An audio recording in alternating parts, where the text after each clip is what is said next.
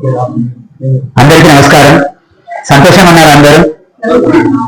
మొదట మీ ఆర్పీలకు వనరుల్ని వాడుకోవడం తెలుసు కాబట్టి అకస్మాత్తుగా వచ్చిన నన్ను అయాచితంగా వినియోగించుకుంటున్నారు. కాబట్టి ఆ ఆర్పీలను అభినందించాలి. ఎందుకంటే ఇవాళ పద్య వైభవం సెషన్ మిత్రుడికి కేటాయించబడ్డా ఇవాళే సెషన్ పూర్తి చేసుకుంటా, మీరు వచ్చారు కదా చెప్పండి అని అన్నారు. కోస్టైటర్ గారు కూడా అంగీకరించారు. అందుకు ధన్యవాదాలు తెలియజేస్తూ, ఎంతమందికి పద్యాలు అద్భుతంగా చదవడం వచ్చు చేయలేకండి? మీరు అద్భుతంగా అన్నారు సార్, ఆ పదం వాడకపోతే చెప్పుకుంటుంది. ఎంతమందికి పద్యాలు శ్రావ్యంగా చదవడం వచ్చు? పాడడం. రైట్, సంతోషం. ఎంతమంది మీ పిల్లలకు పద్యాలను అద్భుతంగా నేర్పిద్దామనే తపనతో ఉన్నారు? శబాష్, మీకు అందరికీ అభినందనలు. అందరూ చేతులు లేపారు. Very good. మిత్రులారా, ఫస్ట్ స్లైడ్ పెట్టండి. పద్యం మొదటిది మారిపోయింది. నరసింహ ఇందాక ఓపెన్ చేయి. ఇది కాదు, నేను ఎందుకు మారిన ఇవన్నీ వర్షక్రమం మళ్ళీ పెంటే పెట్టి నువ్వు కాపీ చేసిన రెగ్యులేషన్ ఎందుకు మార్చినావు? నీకు నేను నంబర్ పీరియడ్స్ నెంబర్ ఇచ్చేసిన 1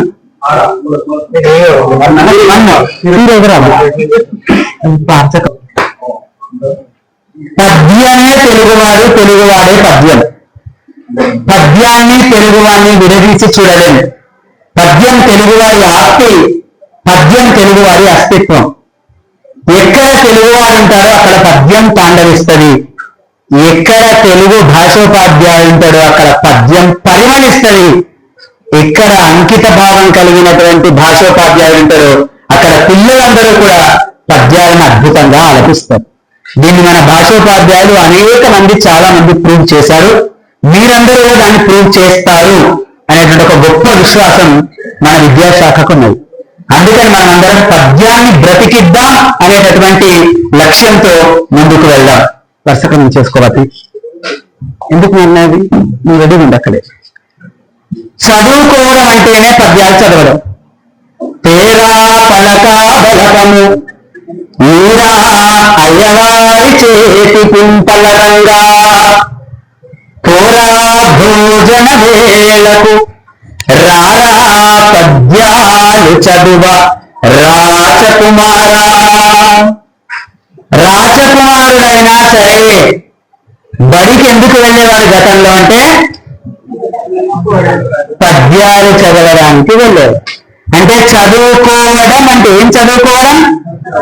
పద్యాలు చదువుకోవడం. నెక్స్ట్, ఆ పద్యాన్ని చదువుకుంటున్నటువంటి క్రమంలో మరి పద్యం ఏం నేర్పించింది? పద్యం దేనిని అందించింది? పద్యం ఏం ఇస్తుంది? అసలు పద్యానికి నిర్వచనం ఏమైనా ఇచ్చారా మన లక్ష్యానికి? పద్యానికి ఎన్ని పాదాలు ఉంటాయి? సహజంగా 4 పాదాలు కలిగిన దాన్ని మనం ఏమని పిలుస్తాం? చాలా క్లియర్ గా ప్రశ్న చతుష్పాది అని పిలుస్తాం. అవునా? పద్యం చతుష్పాది అని అవహేళన చేసిన వాళ్ళు ఉన్నారు. నా వచన పద్యాలతో పద్యాల నడుములను విర్రగదంటారని అవహేళన చేసిన వాళ్ళు ఉన్నారు. అట్లాంటి వాళ్ళ కోసం కరిమెల్ల భరత్వాస ఒక పద్యం అందించాడు. పద్యం మనబడురా పాటి పెట్టెదనంచు వెర్రి ఉన్మాది ప్రేముచున్నవాడు. పద్యం మనబడురా పాటబడ్డది అంచు వెర్రి వాడై విర్ర వీగువాడు. పద్యము ఫలమురా పాతి పెట్టిన పెద్ద వృక్షమై పండ్ల వేవేలనసగు. పద్యము ఎప్పుడో పాతి పెట్టితినేను లోకుల హృదయాల లోకులందు.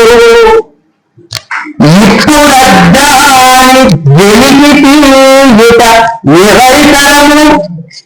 ఇప్పుడద్దాని వెలికి తీసి పాటుట ఎంతటి వెర్రితనము. నిన్నటికి మొన్ననే కన్ను తెరచు బాల్య చాపల్యమునకెంతటి బదరుతనము. కడిమిల్ల వరప్రసాద్ గారు ప్రశ్నించారు. పద్యం ఫలం పాతి పెడితే పెద్ద వృక్షం అయిపోతుంది, పండ్లను వేరేగా ఇస్తుంది. మేము పద్యాన్ని ఎప్పుడో పాతి పెట్టినాం. ఎక్కడ పాతి పెట్టినాం? తెలుగువారి హృదయాల్లో పాతి పెట్టినాం.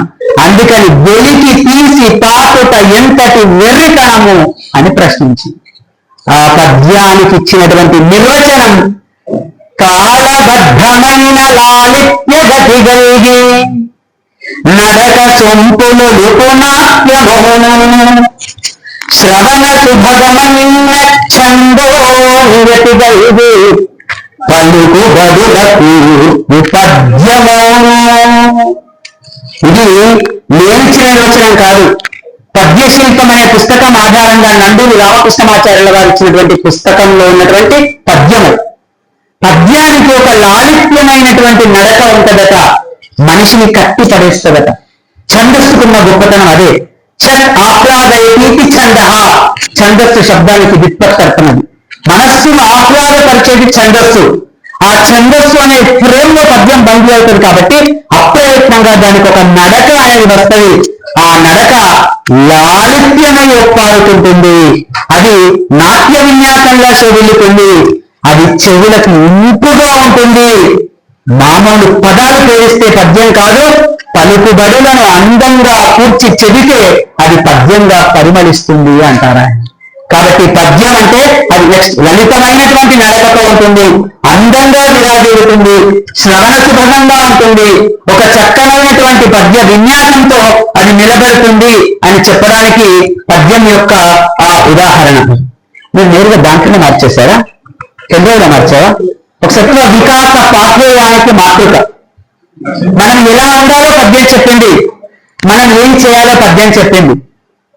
ఇవాళ సంపన్నులైనటువంటి వాళ్ళు ఇంజనీరింగ్ విద్యార్థులు 4 ఏళ్ళు ఇంజనీరింగ్ చేయడానికి తల్లిదండ్రులు పెట్టుబడి పెట్టి చదివిస్తే ఆ ఇంజనీరింగ్ పూర్తయ్యాక ఉద్యోగాలు రాకపోతే చైన్ స్నాచర్లుగా పసిపిల్లల మీద అమానుషమైన అమానవీయమైన చర్యలు చేస్తే మనం చూస్తున్నాం సమాజంలో. ఎందుకు?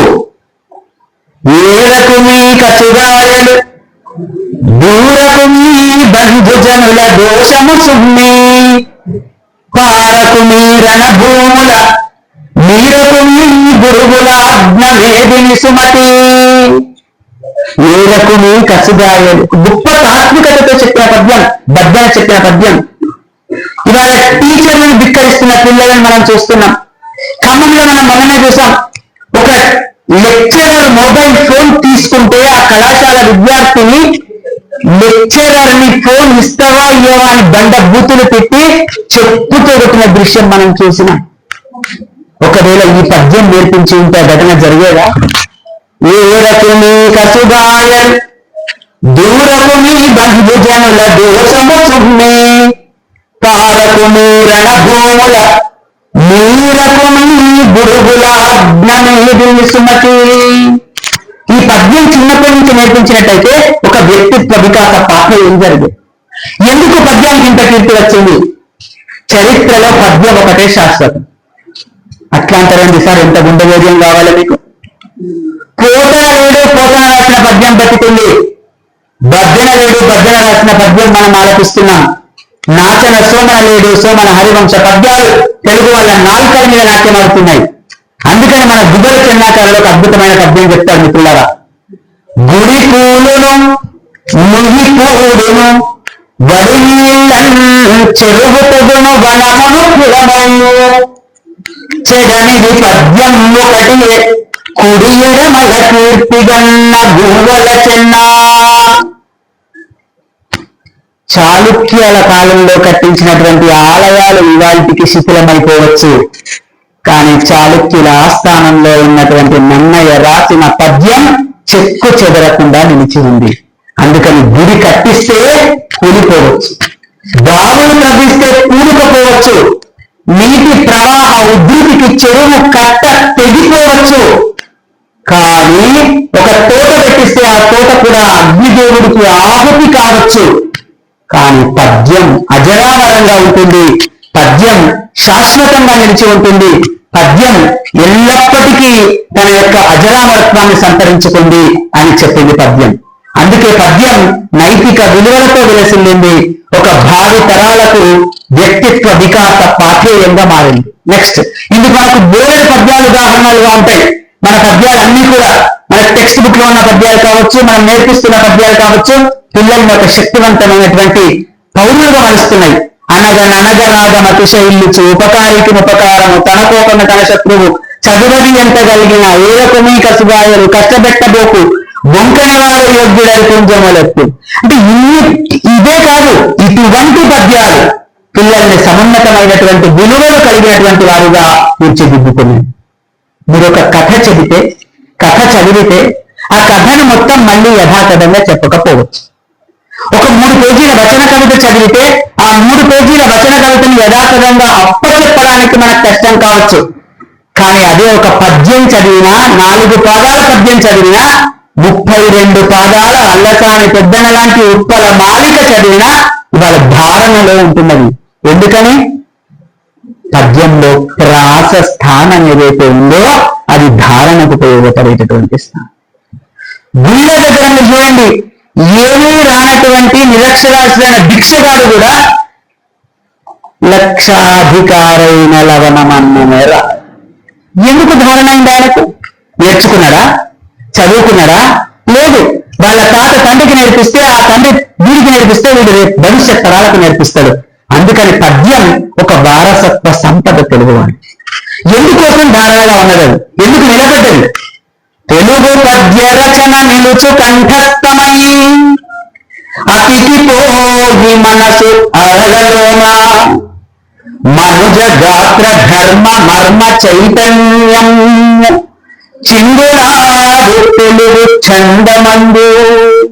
పద్యం ధారణ నిలబెడితే ఏం నిలబెడతాయి? మనుష్యుల యొక్క శరీరాల యొక్క ధర్మాలు, మర్మాలు, చైతన్యం, సంస్కృతి కనబడుతుంది దాంట్లో ఉన్నాయి. తెలుగు పద్యంలో తెలుగు వాళ్ళ యొక్క సంస్కృతి కనబడుతుంది. తెలుగు పద్యాల్లో తెలుగు వాళ్ళ యొక్క సుసంపన్నమైనటువంటి భవ్య భారతీయత కనిపిస్తుంది. అందుకనే పద్యం వ్యక్తిత్వ వికాసాన్ని నూరిపోసింది అని మనం ఘంటాపదంగా చెప్తుంది. ఇవాళ 6వ తరగతి నుంచి 10వ తరగతి వరకు ఏ పుస్తకాన్ని మీరు తీసుకున్నా శతక సుధానో శతక మధురిమానో పిల్లలకు పద్య భాగాల ద్వారా ఒక వ్యక్తిత్వ వికాసాన్ని నూరిపోసినటువంటి పద్యాలు ఉన్నాయి. నైతిక విలువలను చెప్పడం, సామాజిక లోకరీతులను చెప్పడం, భక్తిని నూరిపోయడం, ఒక తత్వాన్ని నూరిపోయడం, మనుష్యుల ధర్మాన్ని చెప్పడం, కుటుంబ ధర్మాన్ని చిత్రించడం, తెలుగు వారి సంస్కృతిని పద్యాల్లో చూపెట్టడం అనేటటువంటిది మనకు కనిపిస్తున్నది. మనం ఒక గద్య భాగం చెబుతున్నప్పుడు, ఇతర సబ్జెక్టులు చెబుతున్నప్పుడు పిల్లవాడి యొక్క అటెన్షన్ ని మనం సాధించలేకపోతాం. కానీ క్లాస్కి రాగానే మన పిల్లలందరూ గోలగా ఉన్నప్పుడు, ఎవరి పనులలో వారు ఉన్నప్పుడు మనం వచ్చి గుడ్ మార్నింగ్ పిల్లలు, నమస్కారం, బాగున్నారా అంటే కూడా 99% మంది మన వైపు చూడొచ్చు. కానీ అదే ఆగి ఒక పద్యం అద్భుతంగా మీరు ఎత్తుకోండి, ఆ రాగానికి పిల్లలందరూ చెవులు విక్కించి వింటారు. అది పద్యం యొక్క పరమ ప్రయోజనం. పద్య బోధన ఎందుకు అంటే ఒక రసానుభూతిని కలిగించేది పద్యం. అందులో లయ దాగి ఉన్నది, అందులో ఒక ఆకట్టుకునేటటువంటి శైలి ప్రవాహం దాగి ఉన్నది. ఆ రసానుభూతికి పిల్లలు ముగ్గులవుతారు, పెద్దవాళ్ళు శ్రోతలైపోతారు. అందుకే పద్యం అజరామరంగా నిలబడ్డది, పద్యం శాశ్వతంగా మన దగ్గర నిలబడ్డది. మిత్రులారా, ఇన్ని చెప్పినాం కదా. అసలు మన భారతీయ సంస్కృతిలో పద్యం ద్వారానే మూల్యాంకనం జరిగింది. అంటే పరీక్షలు లేవా, పేపర్లు దిద్దలేరా, స్టాక్ వాల్యుయేషన్లు లేవా అని కాదు. ఎట్లా ఒక ఉదాహరణ చెప్తా అని. నెక్స్ట్ స్లైడ్ ఇక్కడ ఎక్కడ ఉంది నేను అనుకోండి. హిరణ్యకశిపుడు చండామార్కులు ఇద్దరి దగ్గరికి ప్రహ్లాదుని పంపిస్తాడు. 3 నెలల పాటు అక్కడ చదువుకున్న తర్వాత తన కొడుకు ఏమి చదువుకున్నాడో తెలుసుకోవాలనుకుంటాడు. ఒక్కసారి ఆ కుమారుడిని పిలిపించుకుంటాడు. పిలిపించుకొని భాగవతంలో ఒకటి పోతన పద్యం, చోద్యం శోభించి ఏలేని సంవేద్యాంశంబులు శక్తిరో గురువు లేనంటన్ పఠించిరో విద్యాసారమెరుంగవోద భవద్విజ్ఞాత శాస్త్రంబులో పద్యం ఒక్కటి చెప్పి సార్థముగ తాత్పర్యం భాషింపుమా. కుమారా, నిన్ను గురువుల దగ్గరికి పంపించాను కదా, ఇన్ని రోజులు చదువుతున్నావు కదా, అసలు నిన్ను గురువులు ఎట్లా బోధించారు, ఏం చెప్పారు, ఎట్లా తీర్చిదిద్దారు, వాళ్ళు చెప్తే నువ్వు ఏం నేర్చుకున్నావు, వాళ్ళు ఏ విధంగా చెప్పారు, నువ్వు నేర్చుకున్నటువంటి చదువులోని సారాంశాన్ని నేను తెలుసుకోదలుచుకున్నాను. అందుకోసం పద్యం ఒక్కటి చెప్పి ఒక్క పద్యం చదువు, పద్యాన్ని కాదు దాని తాత్పర్యం కూడా చదువురా అంటే ఏమర్థమైంది? ఇప్పుడు మనకు పద్యం ఒక ఎవాల్యుయేషన్ ఇండికేటర్ గా పనిచేస్తుంది. చదువుకున్నటువంటి చదువు నెక్స్ట్ చదువుకున్నటువంటి చదువు ఏ మేరకు చదువుకున్నాడు, ఇంకా ఏం తెలుసుకోవాలనుకుంటున్నాడు, అన్నం మొత్తం ఉడికిందా లేదా మనం కేవలం ఒక మెతుకులు చూసి చెప్పినట్టుగా నీ చదువు యొక్క సారాంశాన్ని అంతటినీ నేను ఒక పద్యంలో తెలుసుకోవాలనుకుంటున్నాను రా. కాబట్టి పద్యం ఒక మూల్యాంకన సాధనంగా పనిచేసింది అనుకున్నాను. ఆధునిక కాలానికి వచ్చేసరికి రాముడు ఎట్లా ఉంటాడు, కృష్ణుడు ఎట్లా ఉంటాడు, పాత్రల స్వరూపం ఏమిటి, అట్లాంటివి చెప్పడానికి మనకు పద్యం ఒక సాధనం. నల్లనివాడు పద్మనయనములవాడు ఒక రూపాన్ని నెక్స్ట్ స్టైల్ ఒక రూపాన్ని మన కళ్ళ ముందు ఉంచింది. రాముడు ఎట్లా ఉంటాడు అనడానికి ఒక రూపం మన కళ్ళ ముందు కనిపిస్తుంది.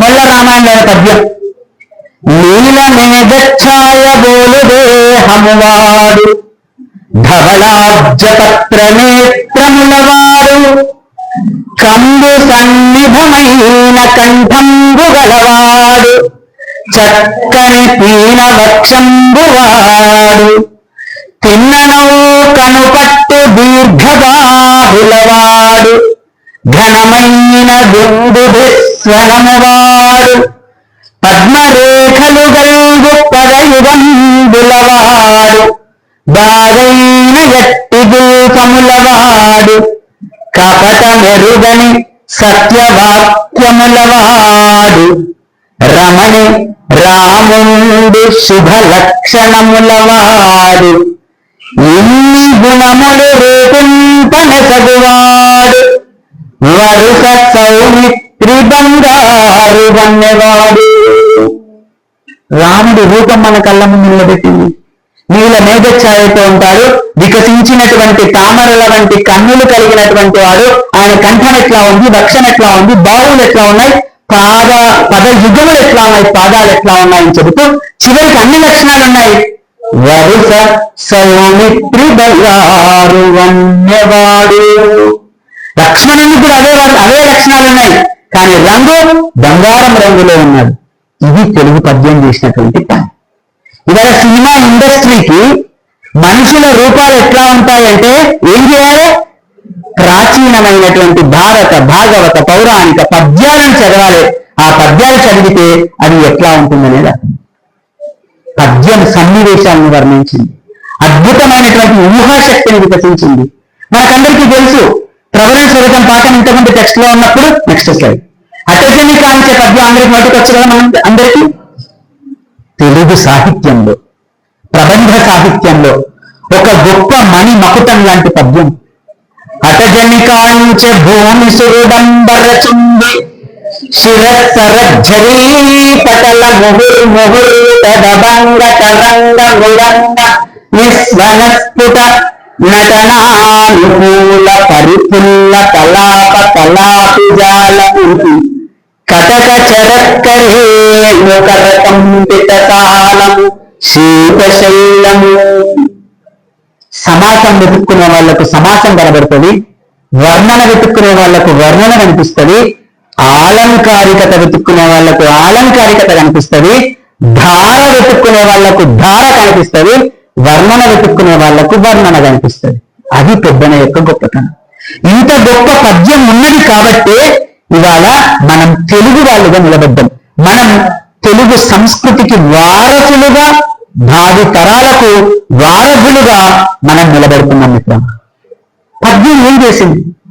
ఒక మంచి టంగ్ ట్విస్టర్ లాంటి పద్యం చదివినా, ఒక ఆలంకారికతో ఉన్నటువంటి పద్యం చదివినా వినేటటువంటి ప్రేక్షకులు, మన క్లాస్ రూమ్ లో ఉన్నటువంటి పిల్లలు, మనం ట్రైనింగ్ ఇస్తుంటే శిక్షణార్థులైన టీచర్లు మంత్రముగ్ధులైపోతారు. ఎక్కడి నుంచి వచ్చింది ఆ శక్తి? అది శబ్దాలంకార నాదశక్తి. పోతన అందుకు నిధి వంటి వాడు, పెన్నిధి వంటి వాడు. అనేక పద్యాలు పోతన భాగవతం నిండా ఆలంకారికత కనిపిస్తుంది మనకు. ఆ ఆలంకారికత కనిపించింది కాబట్టి పద్యాన్ని ఒక సాలంకృత సౌందర్య శిల్పంగా లాక్షణికులు పిలిచారు. అది అలంకరణతో కూడుకొని ఉంటుంది, అలంకారాలతో కూడుకొని ఉంటుంది, సౌందర్యమైనటువంటి శిల్పంగా నిలబడ్డది తెలుగు పద్యం. ఎట్లాగో చూద్దాం మనం. ఒక రెండు ఉదాహరణల ద్వారా మనం చూద్దాం. మనకందరికీ తెలుసు, మళ్ళీ అక్కడ మనకు పోతన అనేది ఎక్కువ సందర్భం మీకు అందరికీ తెలుసు. క్యాలెండర్లు చూసినాం మనం. లక్ష్మీదేవి భర్త బయటకు వెళ్తుంటే యాడికి పోతున్నావు అని అడుగుదామనుకున్నాడు. కూరగాయల బ్యాగ్ ఇచ్చి ఇంత కేపీఎం మార్క్ పోయి డిమార్ట్ పోయి వస్తువులు తీసుకురా అని చెప్తాము. మళ్ళా కొంప తీసిన బయటకు పోతుంటే చెప్తే ఏమంటాడు, అడిగితే చెప్తాడో చెప్పాడో ఏమవుతాడో అని తడబాటులో ఒక అడుగు ముందుకు ఒక అడుగు వెనక్కి వస్తుంది. ఆ అడుగు అనేటటువంటి శబ్దాన్ని శ్లేషగా వాడుకొని 23 సార్లు దా అనేటటువంటి ఒక అక్షరాన్ని ఒక చిన్న కండ పద్యంలో ఇచ్చిన ఘనత పోతనకు మాత్రమే చెల్లింది.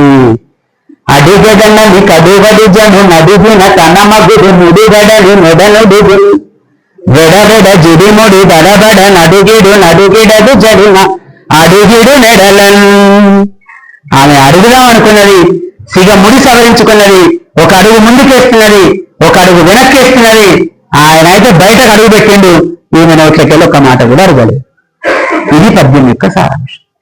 గొప్ప సన్నివేశాన్ని అద్భుతమైనటువంటి చిత్రాలుగా కూడా నిక్షిప్తం చేసి చెప్పడం అనేటటువంటిది మన తెలుగు పద్యానికి మాత్రమే చెల్లింది. ఇవాళ తెలుగు సినిమా ఇండస్ట్రీలో స్క్రీన్ ప్లే అనే పదం మనం వింటున్నాం. విలన్ అనేటటువంటి వాడు హీరోతో యుద్ధం చేస్తాడు, వాడు జీప్ అట్లా ఒక కన్నులు అంటాడు, వాడు అట్లా ఎగిరి పడతాడు, మొదలు క్లోజప్ లో షాట్ చూపిస్తాడు, మనుషులు కన్నుకునే సీన్, ఆ తర్వాత జీప్ అవతల పడ్డ సీన్, ఆ తర్వాత దుమ్ములేసిన సీన్, ఇట్లా చూపిస్తాడు. కరెక్ట్ గా మాట్లాడుతుంది ప్రాక్టికల్ గానే. దీనికి మాతృక కంకంటి పాపరాజు ఇచ్చాడు. కంకంటి పాపరాజు ఉత్తర రామాయణంలో పద్యంటారు అని నెక్స్ట్ పెట్టు కంకంటి పాపరాజు ఉత్తర రామాయణంలో సీతాదేవి అడవుల్ని చూడాలని ఉంది నాట అని చెప్పినప్పుడు లక్ష్మణుడి యొక్క సారథి అయిన సుమంతుడితో సీతను అడవిలో దించడమని చెప్పిన తర్వాత సీత బేలగా ఉండిపోయిందట, ఇట్లా చూస్తుందట, రథం అట పోతున్నది. మళ్ళీ ఇంకొద్దిసేపు చూసింది, రథం దూరంగా వెళ్ళిపోయింది. ఇంకా కొద్దిసేపు చూసింది, జెండా కనబడ్డది. ఇంకా కొద్దిసేపు చూసింది, అక్కడ మొత్తం దుమ్ము కనబడ్డది. ఇది నేను చెప్తున్న కల్పన కాదు, కంకంటి పాపరాజు ఉత్తర రామాయణంలో రాసినటువంటి పద్య కల్పన. ఆ కల్పన ఇవాళ ఏమైంది, మన ఇండస్ట్రీకి తీసుకున్నారు, అది స్క్రీన్ ప్లేగా మారిపోయింది.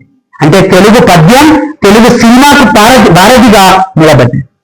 ఇంతింతై వటుడింతై మరియు దానింతై నభో వీధి పైనంతై తోయద మండలాభ్రమున కల్లంతై ప్రభారాశి పైనంతై చంద్రుని కంతై ధ్రువుని పైనంతై మహర్వాటి పైనంతై సత్య పదోన్నతుండగుచు బ్రహ్మాండాంత సంభర్తి అయి ఇంతై అంతై అంతై అంతై అంతై అంతై అట్లా పైకి తీసుకుపోయింది కదా.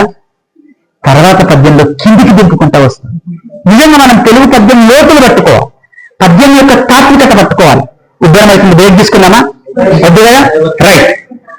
కాబట్టి మిత్రులారా, పద్యం నడక, పద్య శిల్పం, పద్య ఆలంకారికత ఎట్లా నడుస్తుందని చెప్పడానికి ఇప్పుడు ఇంతై అంతై అంతై అని చెప్పేసి వామనుని పైకి తీసుకెళ్లారు. కానీ తర్వాత పద్యంలో సూర్యుని కిందికి దింపుతారు. ఇది స్క్రీన్ ప్లే, తెలుగు సినిమా ఇవాళ నేర్చుకున్న లక్షణం. ఏంటిదా పద్యం? ఛత్రంబై శిరోరత్నమై శ్రవణాలంకృతి అయి గళాభరణమై సౌవర్ణ కేయూరమై ఛవిమత్కంకణమై కటిస్థలి నుదంచఘంటయై నూపుర ప్రవరంబై పదపీఠమై వటుడుతా బ్రహ్మాండముల్ నిండుచో.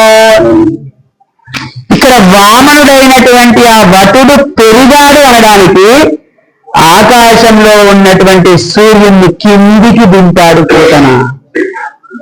సూర్యుడు మొదట ఛత్రంలాగా ఉన్నాడు, ఆ తర్వాత తల మీద రత్నంలాగా ఉన్నాడు, చెవికి ఆభరణంలాగా మారాడు, మెడలో నగ ప్రకాశిస్తున్నటువంటి ఆభరణంలాగా మారిపోయాడు, దండకడియంలా మారాడు, కంకణానికి వచ్చాడు, నడుము వడ్డానానికి వచ్చాడు, ఆ తర్వాత నూపురానికి వచ్చాడు, ఆ తర్వాత పాదపీఠంగా మారిపోయాడు సూర్యుడు.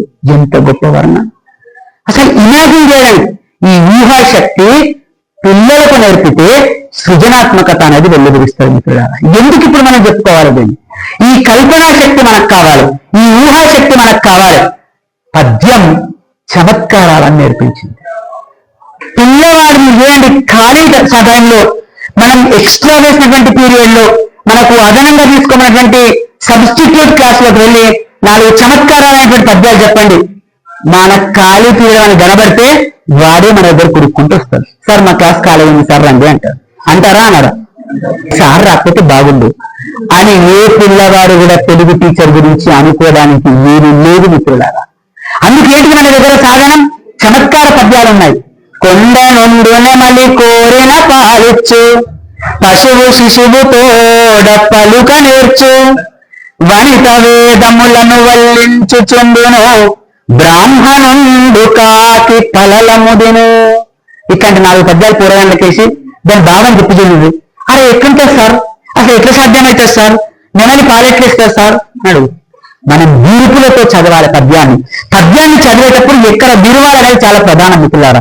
కొండ నుండి నెమలి కోరిన పాలిచ్చు, పశువు శిశువు తోడ పలుక నేర్చు, వనిత వేదములను వల్లించుచుండును, బ్రాహ్మణుండు కాకి పలలముదిను. ఈ వేరే పద్యం ఎంత బాగుంది సార్. పద్యం 4 వచనం. వేడితే నీరు లభించును, వేడితే నీరు లభించును, వేడితే నీరు లభించు. ఆహా రమ్మ ఎంత బాగుందో, ఆహారం ఎంత బాగుందో, ఆహారం ఎంత బాగుందో, ఆహారం ఎంత బాగుంది. ఈ భాషా సౌందర్యం, ఈ చమత్కారాల పటిమ తెలుగు భాషకు తప్ప అన్య భాషకు నాస్తి. తర్వాత స్లైడ్. అమ్మాయి కరెంటు గమనించింది మన మీద. తర్వాత స్లైడ్. ఇది కూడా అట్లాంటి పద్యం మిత్రులారా. 100 తోట నుండి వరిమల్లలో నుండును, జొన్న చేల నుండి చోద్యముగను, కలుపు మూల నుండి తల మీద నుండును, దీని భావనేమి కురుమలేచ. ఆలోచిస్తాడు, బుర్ర గొక్కుంటాడు. ఏమి లేదు పద్యంలోనే ఆన్సర్ అన్నది బిడ్డ. 100 తోట నుండి వరి మల్లలో నుండి, జొన్న చేల నుండి చోద్యముగను, కలుపు మూల నుండి తల మీద నుండి. ఇందేరా భావం. అప్రయత్నంగా పూరగాళ్ళు ముగ్గురైపోతారు. ఇట్లాంటి బైరాగి చిట్కాలు మనం నేర్చుకుంటాం. క్లాస్ రూమ్ లోకి వెళ్ళేటప్పుడు మనం ఒక పొటెన్షియల్ టీచర్ గా వెళ్ళాలి. చమత్కార పద్యాలు, హాస్యస్ఫూరకమైన సందర్భాలు, కథలు, సన్నివేశాలు, గాథలు మనం కొన్ని జమ చేసుకుంటే గనక మనం ఒక బెస్ట్ టీచర్ గా మనం నిలబడతాం అనుకున్నారు. అంటే నా పద్యం చేసిన పని, పద్యం సనాతన భారతీయ ధార్మిక సంస్కృతిని పరిరక్షించింది ఇవాళ వరకు కూడా. ఒక శివుడి మీద అద్భుతమైన వర్ణాలతో శతకాలు వచ్చాయి, నారాయణుడి మీద శతకాలు వచ్చాయి, సూర్యుడి మీద శతకాలు వచ్చాయి, రాయి రథం మీద శతకాలు వచ్చాయి. దైవాన్ని వర్ణించని కవులు లేరు, పద్య కవులు లేరు అంటే అతిశయోక్తి కాదు. పద్యం ఒక పారమార్థిక చింతనం నేర్పింది. పద్యం ఒక తాత్విక భూమికను నేర్పించింది.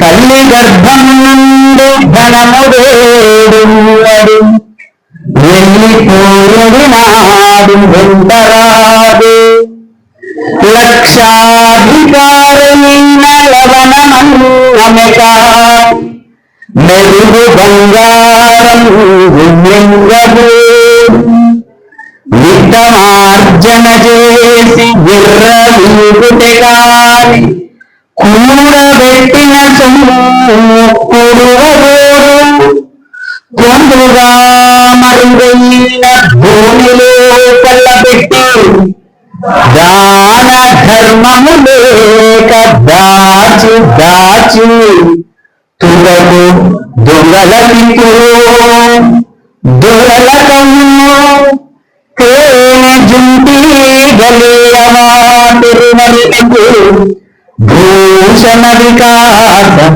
శ్రీధర్మపురనాథ దుష్ట సంహార నరసింహ దుర్గదూర. నాస్తికుడైనటువంటి పరమ పిసినారి సంపన్నుడైన వానికి పద్యం 10 సార్లు వినిపిస్తే పోయేసరికి 10 మంచి పనులు చేసుకోవటాన్ని మానసిక పరివర్తన కలిగి ఇంత సంపద పెట్టుకొని నేను చేసేది ఏమీ లేదు, చిట్ట చివరకు పోవడమే తప్పితే అది దొంగలకవుతుందా దొరలకవుతుందా, నా సంపాదన తేనెలాగా మారిపోతుంది కదా అని అనుకునేటటువంటి పరివర్తన కలిగించింది కేవలం తెలుగు పద్యం మాత్రమే. అందుకే తెలుగు పద్యం పారమార్థిక చింతనను పెంచింది, ఒక దైవికమైనటువంటి ఆలోచనను పెంచింది. పద్యం అంతేనా?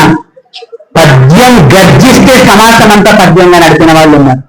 మనకు దానశీల పద్యం చూస్తే విప్రాయ ప్రకట వ్రతాయ భవతే విష్ణుస్వరూపాయ 2 పాదాలు ఏకదాటిగా సమాసం నడుస్తారు. పద్యం మొత్తం సమాసంతో నడిపినటువంటి గనులు ఉన్నారు. దాశరథి కృష్ణమాచార్యుల పద్యాలు, మనకు వీర తెలంగాణ పాఠంలో ఉన్న పద్యాలు గొప్ప సామాజిక శక్తిని కలిగినటువంటి పద్యాలు. నోరు విరగడానికి, తండ్రి పుస్తకాలుగా పనిచేయడానికి, తెలుగు భాష గొప్పతనం చెప్పడానికి, సామాజిక శబ్ద శక్తిని చాటడానికి పద్యం బాగా ఉపకరించింది. పద్యం గొప్ప శక్తివంతమైనటువంటి సాధనంగా పనిచేసింది. నన్నయ్య భారతంలో ఒక పద్యం చూద్దాం. అసలు శబ్దానికి సమాసానికి సంబంధం ఉంటుందా? పద్య నడకకు కూర్పుకు సంబంధం ఉంటుందా? ఉదంకోపాఖ్యాన ఘట్టంలో సందర్భంలో బహువన పాదపాబ్ధికుల పర్వత పూర్ణ సరస్వతీ సహిత మహామహీధర మజస్రతహస్ర కణాలిగాల్చి దుస్సహకర మూర్తికి జలధిశాలి కృపాయక శయ్యయైన అయ్యధిపతి దుష్కృతాంతకుడు అనంతుడు మాకు ప్రసన్నుడయ్యుడు. అనంతుడి ఘట్టంలో పాములు వెళ్తూ ఉంటే బుస్సు బుస్సు అనే శబ్దం ఎట్లా చేస్తాయో అట్లా సామాజిక గర్జన చేసినటువంటి పద్యం నన్నయ్య ఉదంకోపాఖ్యానంలో ఉన్నటువంటి పద్యం. పాములు వెళ్తుంది ఎట్లా సంకేతం? పూర్ణ సరస్వతీ